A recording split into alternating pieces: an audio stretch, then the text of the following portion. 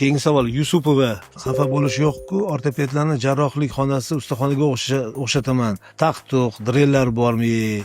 Qanaqa ishlaysizlar? Bunaqa shovqinda tibbiyot talabasiman. To'ppa-to'g'ri shunaqa o'zi aslida masalan bizani operasionimizda yonimizda kardioxirurglar ishlashadi. Har doim bizani operatsiyamizda ulardan vaqtliroq tugab qolsa yoki o'sha operatsiyalar tugaganda bir-birimiz bilan ko'rishib qolganimizda nima qildilar? Yo'qda o'zi hamma shovqin-suron bo'lib ketdi, aralab, taqir-tuqur qilasalar, boshqa deb bizga murojaat qilishadi.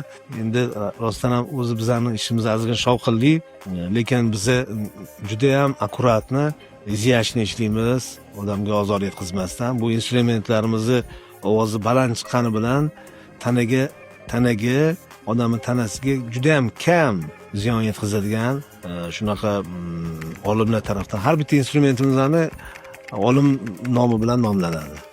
Shuning uchun bu instrumentlarni oddiy ustaxonaning instrumentlariga o'xshamaydi.